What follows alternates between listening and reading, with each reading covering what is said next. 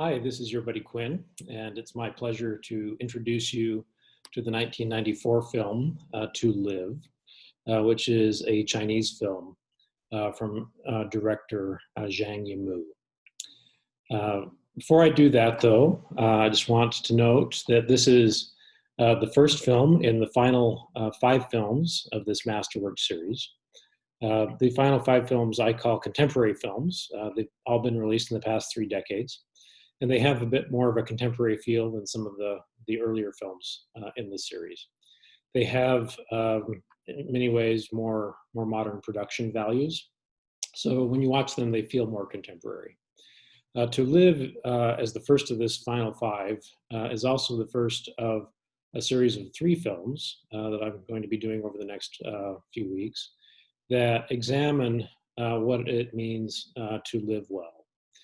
Each of the following 3 films does that examination through the stories of daily life in quite challenging political or social circumstances, particularly circumstances that constrain the actor's freedom to choose. And each of these films is going to explore what does that mean? How does that impact the quality of my life, and what do I do about it? To Live is a really great example of a genre that I will call an exploration of daily life while the world rages around you. And that's going to be one of the major themes of the film. To Live runs a little over 2 hours long, and it's a little bit harder to find through major distribution channels than some of the other films that we've looked at. But luckily, it is in its full form on YouTube. You can watch it for free on YouTube.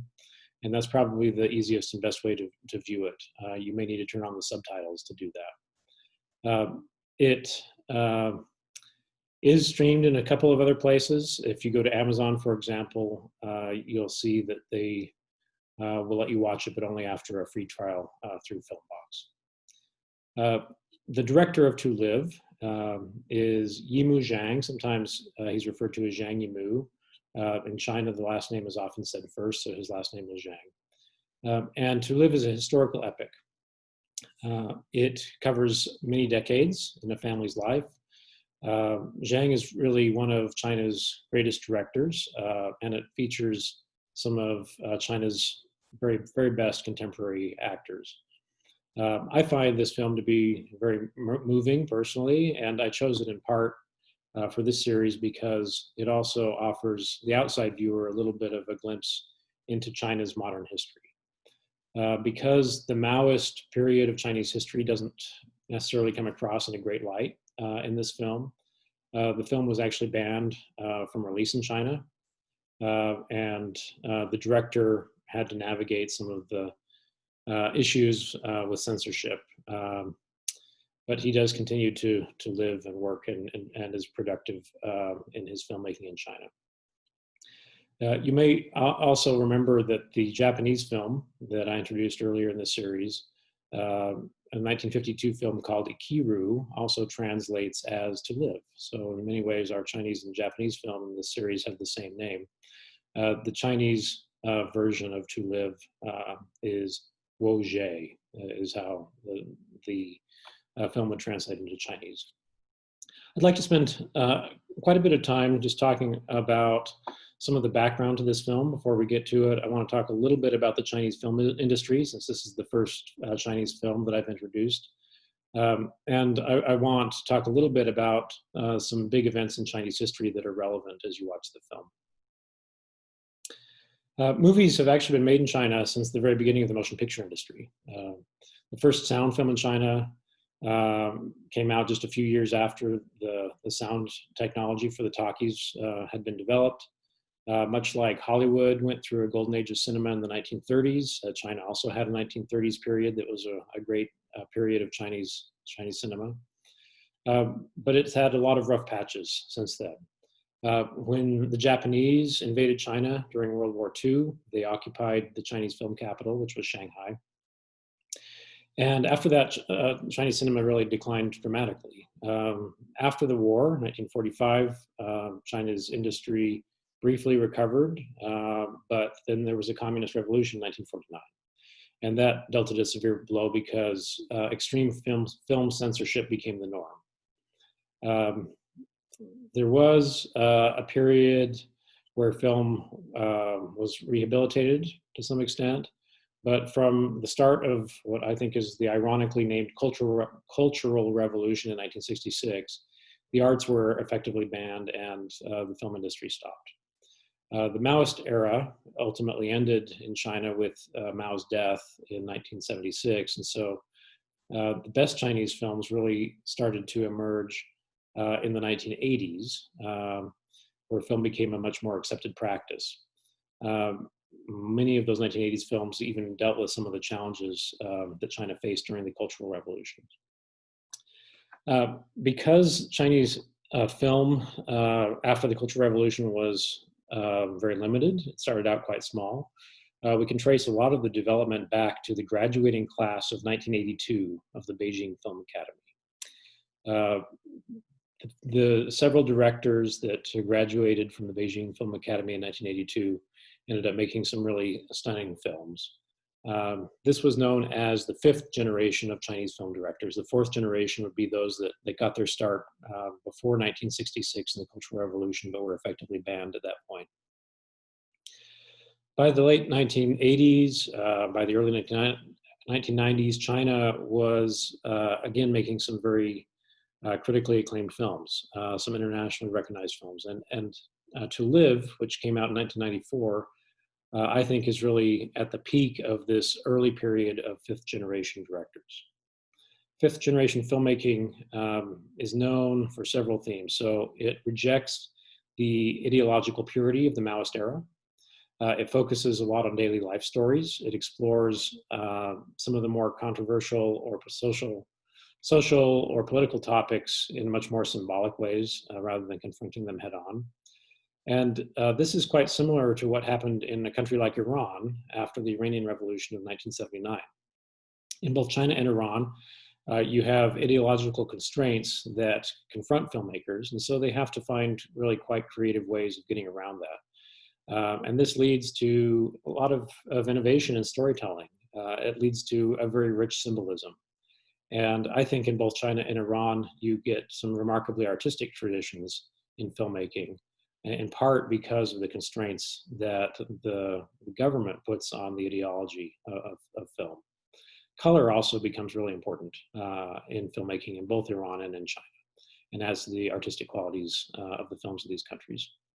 So To Live really follows this mold of fifth generation filmmakers focusing on daily life, but it pushes the boundaries of acceptable political commentary just a little bit too far. And as a result, it gets itself banned by authorities. The director Zhang actually was initially banned as a result of this film from making films in China for 5 years.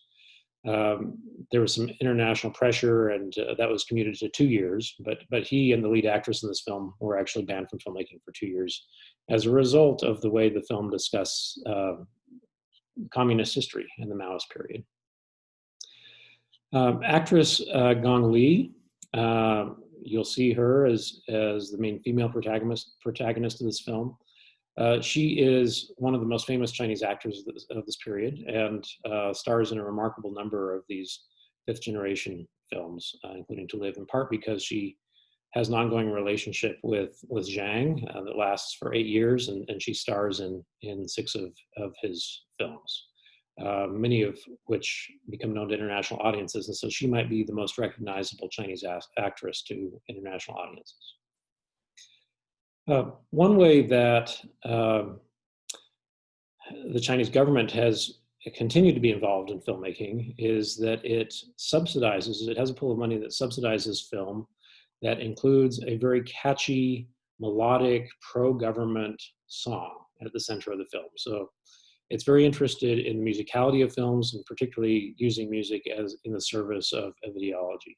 So many of these films that are subsidized by the government today have pro-communist Chinese nationalist themes and have very strong musical elements. There is also now a 6th generation of Chinese filmmakers who work very independently from that type of government subsidy. They often operate on very low budgets. They tend to examine socially marginalized peoples or outcasts. Even some of the challenges that China has confronted as it enters the global marketplace and has become more capitalist in its orientation. So I'd like to talk now just a little bit about some aspects of contemporary Chinese history, using a very broad brush that might help you understand some of the core events that take place in this film. The first period is the Chinese Civil War. The Chinese Civil War lasted a very long time. It lasted multiple decades. It started in the 1920s, 1927, and lasted for about a decade until Japan invaded China and was interrupted by the Japanese invasion. And then it had a second phase right after the war. The first phase, the first decade, 1927 to 1937, was essentially an argument between two rival factions. One would be the nationalists. They were known for supporting what was called the Republic of China, and they were fighting against the Chinese Communist Party. For that period prior to World War II, the nationalists were ascendant. They controlled most of China. But after World War II, the Communist Party, led by Mao Zedong, became much more successful on the battlefield. And ultimately, within a number of years after World War II, the Republicans, or the Chinese nationalists, were forced to flee from the mainland. They were led by Chiang Kai-shek. He brings his loyal troops. They flee across the straits to the island of Formosa, which is now known as Taiwan. And they found the Republic of China there. And ever since that time, in 1949, when the Chinese Communist Party took control over the mainland and called it the People's Republic of China, that People's Republic of China has been at odds with the Republic of China in Taiwan for who has the legitimate claim to the Chinese nation and the Chinese government. And that dispute has never fully ended. So mainland China will not recognize the government of Taiwan as a legitimate country. And this plays out in international politics quite often.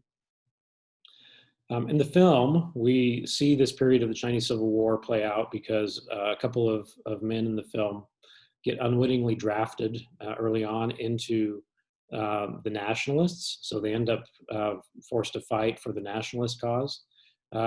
Later, they get captured by the communists and then end up being drafted into the communist army as well. A second period of Chinese history that shows up in the film is what is called the Great Leap Forward.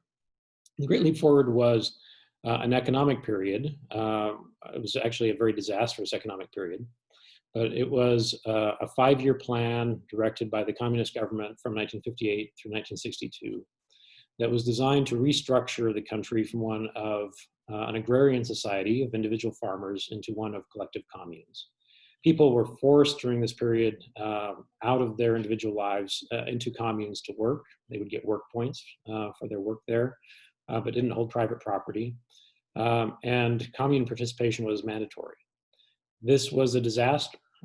It led to a massive famine in China, in which somewhere between 30 and 50 million people ultimately starved to death. It's the largest famine in the history of the world.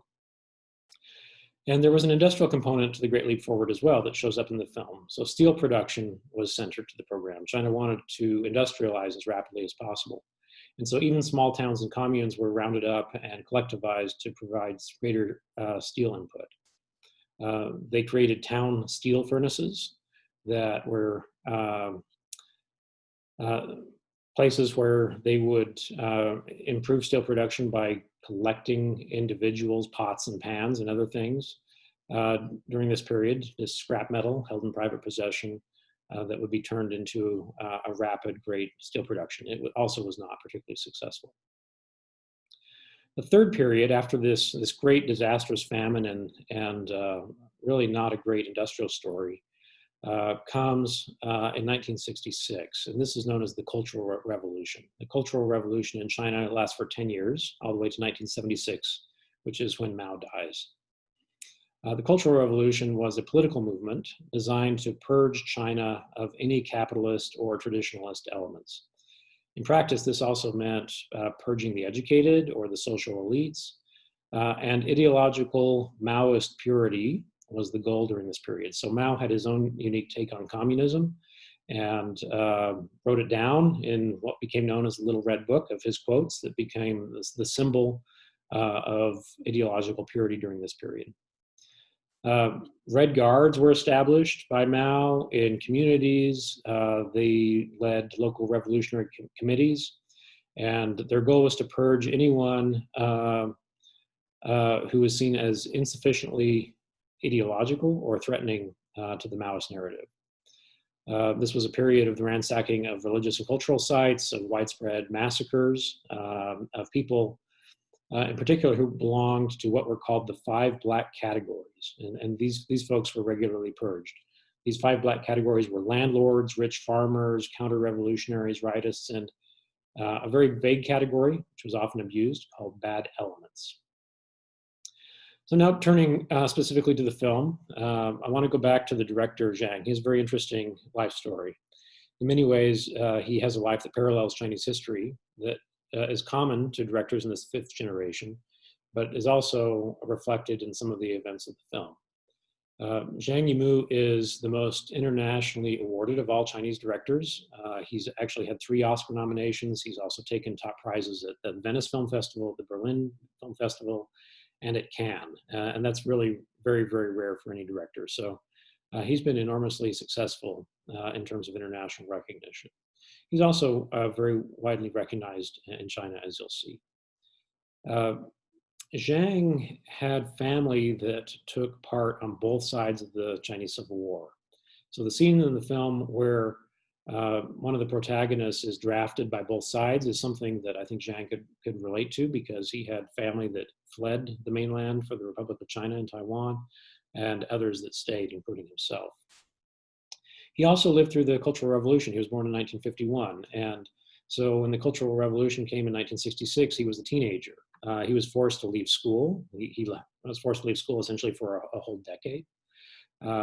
He spent several years as a farm laborer and then became a textile worker during this period of time. He was very poor and famously sold his own blood during this period of time to buy his very first camera. After Mao's death in 1976, there was a reconsideration of the arts, and the Beijing Film Academy finally reopened its doors in 1978. At this point, Zhang was too old for admission. He was 27. He also didn't have the required artistic or academic background, but he did have a really remarkable portfolio of photos that he had taken with this camera. And after a petition to the Ministry of Culture, he was ultimately admitted as a comparatively old man at 27 to the Film Academy. He graduated 4 years later in cinematography and became part of this first graduating class of the 5th generation. Because the Cultural Revolution had really emptied China of most of its film directors, even though Zhang started out as a cinematographer, he and many of his classmates ultimately were able to become directors quite quickly on. And his directorial film debut was in 1987 with a film that won a lot of awards. In fact, it was the very first Chinese film to receive an Oscar nomination. It was called Red Sorghum. And throughout his long career, Zhang has had just a great number of film successes. You may have heard of some of his films. Raise the Red Lantern is one of his most famous. Judu, The Story of Kyuju, Not One Less, and 2 recent, quite widely distributed martial arts movies. One is called Hero, and the other is called The House of Flying Daggers. But he might be most famous, particularly in China, not for any of those films, but because he directed the opening and closing ceremonies of the 2008 Summer Olympics in Beijing. These have to be seen to be believed. So if you haven't seen those, you may want to check out the highlights on YouTube. After 2008, in part because of his contribution to the Beijing Olympics, his reputation was largely rehabilitated. This film, To Live, is now easier to watch in China than it used to be.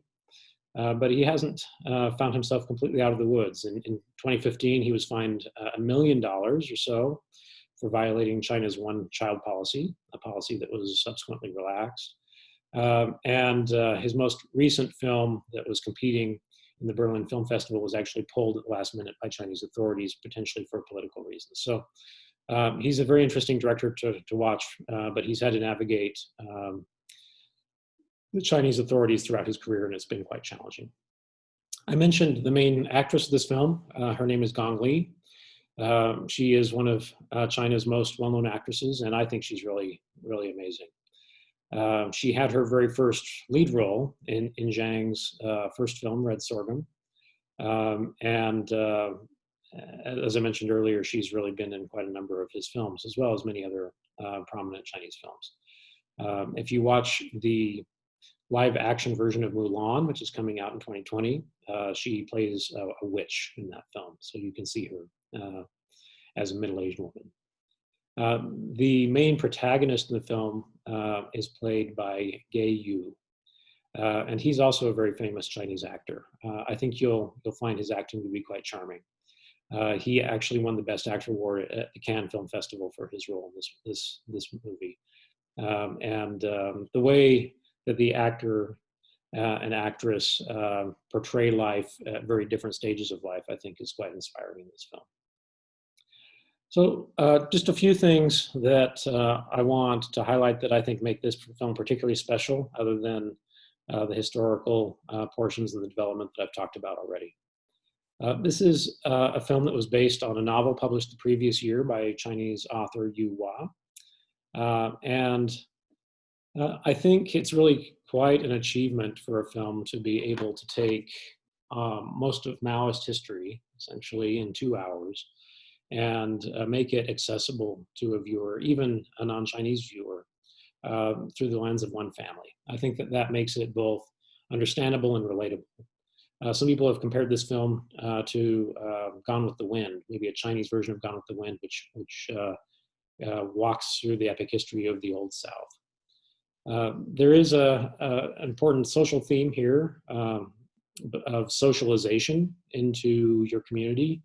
How important is that? It was obviously politically important in China, but what do you think the director is saying about the importance of socialization versus ostracism? So some people in the film are ostracized, some people are socialized.